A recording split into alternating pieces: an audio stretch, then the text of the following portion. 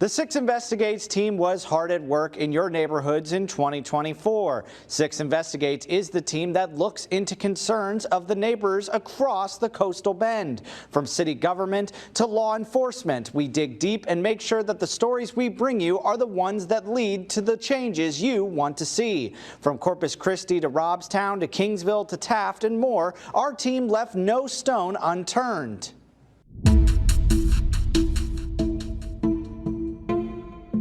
Our investigation into the city of Taft began with a call from Police Chief John Landreth when his claims of excessive overtime by city employees was ignored. City Hall, basically 3 people, have expended the overtime, budgeted overtime, that is budgeted for the entire city. We looked into the claims ourselves. We found that former City Secretary Andrea Gomez had collected over 500 hours of overtime in a 2-month period.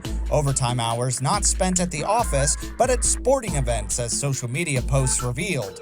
Gomez was arrested, but for talking to us, Chief Landreth was put on unpaid leave. Had you not been here and not done this? Was brought up to you. I didn't have the text messages. I gave you the text messages. Well, I haven't read that. I apologize. Part of the I text should. chain, though. Landreth returned and former city manager Candy Hubert resigned, and Gomez was indicted on 4 counts of tampering with a government record with intent to defraud. Things in Taft remained relatively quiet until October, when 6 Investigates learned that former finance director Leanne Gobin had resigned over potential misuse of funds. What initially was thought to be over $1,000 ballooned into over $30,000 in taxpayer money spent on personal expenses. Community members once again demanded answers from city officials, and so did we, but that was easier said than done. But it didn't stop our team from trying. If you have someone who is in charge of the city and oversees a lot of the important things, do you think that this ordinance is important? Thank you. Have a good day. The criminal investigation into Gobin is still ongoing, but her, Gomez, and Candy Hubert have all been criminally charged, with Landreth telling us that more charges may be on the way.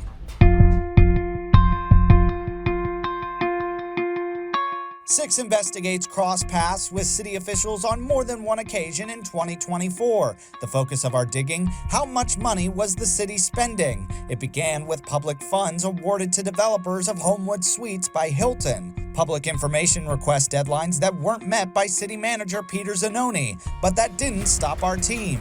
When we requested public documents, the city's purchasing card policy was changed, but we still found that the 5th floor of City Hall spent more than $44,000 on local restaurants. It's the cost of doing business in the city. The city manager may have spoken to us regarding the P cards, but when our team began looking into events like Safe Fun Fit, getting answers from the city became much trickier. What we found is that a free fitness event hosted by the city has cost taxpayers over $200,000 since it began, with little to no oversight from the city.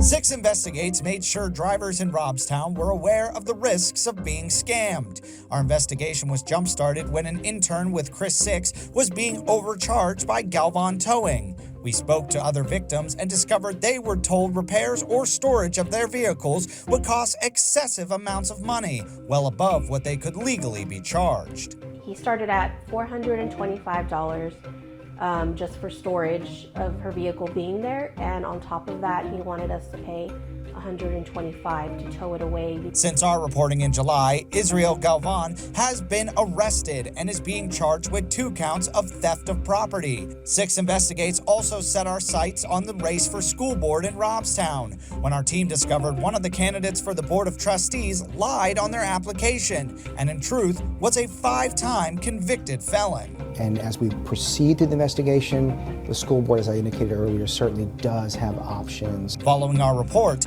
Gilbert Cervantes was declared ineligible. These weren't the only cities in the coastal bend we found 6 Investigates in this year. Hours of surveillance video and body camera footage showed the moments leading up to the death of Cynthia Garcia while in custody of the Cleburne County Sheriff's Office. The incident occurred in 2022, and the civil lawsuit filed by Garcia's mother against the Sheriff's Office and Krista Spahn is still ongoing.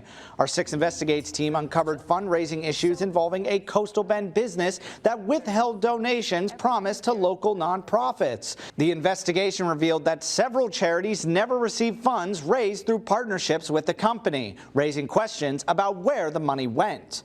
And 2024 also saw a conclusion to an investigation that began last year. Zachary Brent Bailey, the teen who posed as a physician's assistant at 2 Corpus Christi hospitals, was sentenced to 2 5-year prison terms in March.